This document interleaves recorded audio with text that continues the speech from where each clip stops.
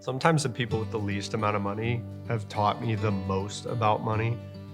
That's what Dean did for me when I was in college.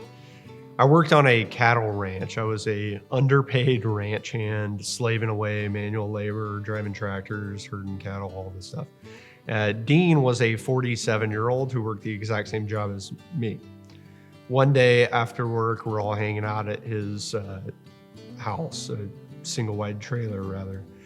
And Dean made the same $8 an hour that I and all the other ranch hands made. And we're sitting around at his trailer. I can see things kind of falling apart. Like it looks like it's going to collapse on us at any second. And we're sitting there hanging around the campfire, and Dean goes, I never did want to be rich. I thought to myself, nailed it. Crush that goal, Dean. You made sure you are not rich. But that attitude is present in a lot of people's minds. Fear of wealth is what we call it.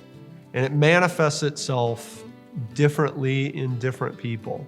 Avoidance. Some people avoid wealth entirely, or they avoid the label of wealth. I've got some really, really wealthy friends who refuse to call themselves rich. I mean, they've got tens of millions of dollars, and they talk about those rich people over there like they're not in the club. If you live in the United States of America and you make more than $30,000 a year, you're in the top 1% of wealthy people alive today, not to mention the people who are no longer living. You're almost certainly wealthier than anyone who's ever lived, including the kings of the first century. So avoidance, some people avoid the label. The second is procrastination. I'll go talk to a professional. I'll talk to the tax advisor. I'll talk to the wealth advisor. I'll talk to the investment planner. When I'm ready. That's like saying you're going to go lose weight before you start hiring your personal trainer. If you're rich enough to think about it, if you have enough money to think about the money you have enough money to talk to a professional about the money you have. The third is perfectionism.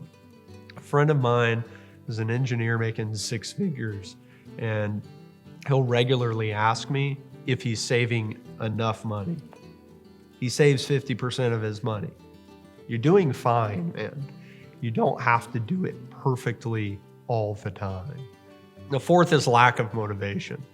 Some people, to avoid seeing themselves as wealthy, can't ever seem to find anything worth spending their money on.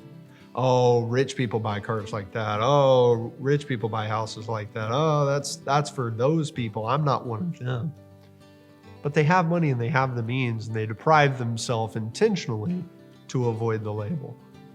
And then the last is what Dean did, evidently, and that's self-sabotage. Do everything in their life possible to make sure that they're not rich. Because if they had aimed at it and they didn't get it, they could have been a failure. But if you aim low and you land low, then you're a winner, I guess. So if you recognize any of those in your life or in your mindset, you might have a fear of wealth. Take captive your fears and transform your wealth to significance.